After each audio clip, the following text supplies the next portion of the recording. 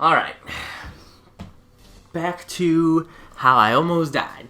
So last time I was talking, I think I ended on saying that I was trying to describe the pain level, which whatever's the worst pain you've ever felt, that's what it was, but every 5 seconds. So it was crazy.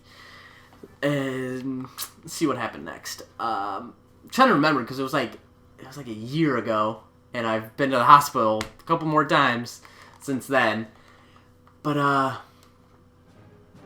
they still don't know what's wrong with me. They're taking blood tests, they're taking stool, urine, all these tests. They're trying to figure out what's happening. And it's crazy. Everybody, all the nurses and stuff are watching me. This one guy, he was the male nurse. He was actually a really cool guy, and he wasn't gay. So just because he's a nurse, people probably think he's gay. But he was pacing back and forth, and I'm like, geez, am I that bad off? I mean, I know it's painful and everything, but there's no need to keep going back and forth. And you might be like, oh, he's just visiting other people. And it's like, no, because every time he'd walk by, he'd walk slower by, and he'd check all the monitors and everything, make sure everything's okay. And he'd come in and be like, you need anything? You need some more morphine? Because at this point, they're like, whenever I asked for morphine, they'd give it to me because it made such a little dent. But I ended up getting a morphine headache because I was getting so much morphine and it was doing nothing. But I think I go for tests because I had a foot surgery at for a while, not too long ago, but it was a decent amount ago. And they put a screw in there, so they didn't know if maybe the screw area got infected and I need to get it out. So they go to an MRI machine, which if you've ever been in one of those, it takes forever. It's crazy loud. And it's just boring. It's not a good time. But you gotta do it. So I'm in there, blah, blah, blah. I'm still twitching, and they keep telling me to stop moving, which I'm like, I can't. But we end up getting it done after half hour of being in there. And get back to my room, get wheelchair back to my room, still tweaking out. Everything's painful, still shitting like fucking crazy. But they end up, it just kind of after 4 days, it starts to go down a little bit. I'm still having heart problems, they say. But and it starts going down, the pain and whatnot. I mean, it still hurts a lot, but it's not as frequent.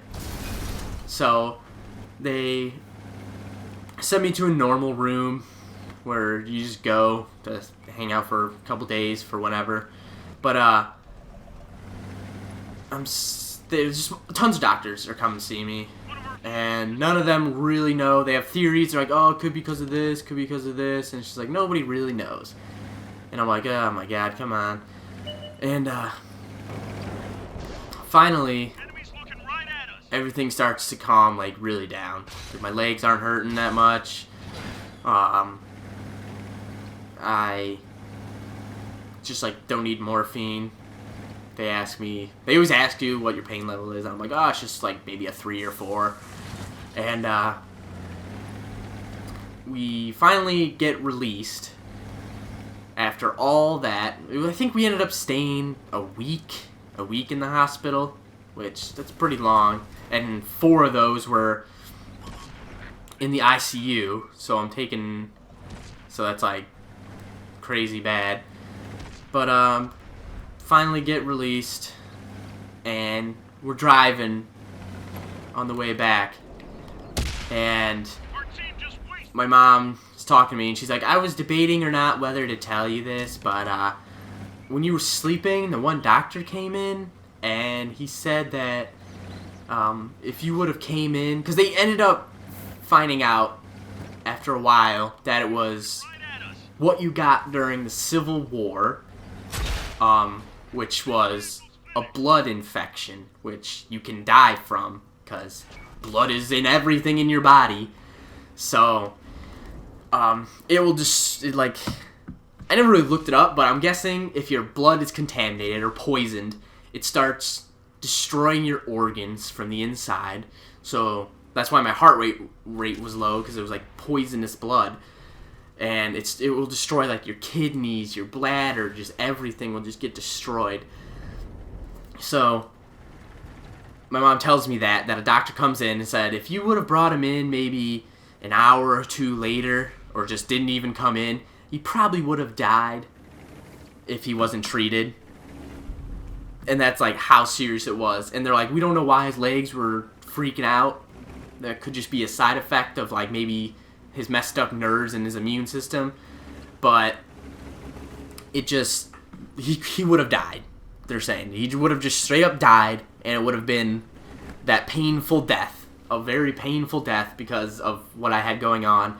And everything would just start shutting down, and I just waste away and die. Because that's what you got during the Civil War when you got shot with like a musket, and it was lead. You get lead poisoning, which is blood poisoning, and they would just slowly die from the infection, and everything would shut down. So that was my brush with very near death.